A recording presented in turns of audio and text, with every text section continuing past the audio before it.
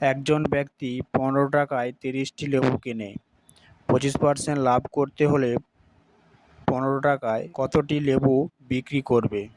এখানে বলছে 15 টাকায় 30টি লেবু কিনে, এবার 25% লাভ করতে হবে, সেরকম 15 টাকায় কতগুলি লেবু বিক্রি করবে। তাহলে এখানে আমার 25% লাভ বলছে, যেহেতু 25% লাভে বিক্রয় মূল্য আমার কত?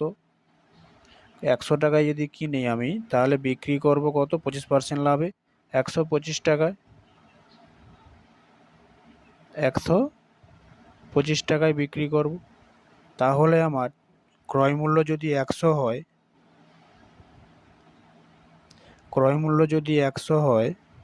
100 টাকা হলে বিক্রয় মূল্য কত হবে? বিক্রয় মূল্য হবে 125 টাকা। 125 টাকা। তাহলে অতএব ক্রয় মূল্য যদি 1 টাকা হয়, তাহলে বিক্রয় মূল্য হবে 125/100 টাকা। এবার এখানে বলছে 15 টাকায় কিনে, তাহলে ক্রয় মূল্য যদি 15 হয়, তাহলে 125 ইন্টু 100/15। 5 3 15, 5 2 10, 5 3 0, 5 2 10, 5 5 25, 5 4 20। তাহলে কত হবে? 75/4 টাকা। তাহলে 15 টাকায় যদি কিনে 30টা কমলা লেবু, তাহলে 30টা কমলা লেবু এই টাকায় বিক্রি করবে।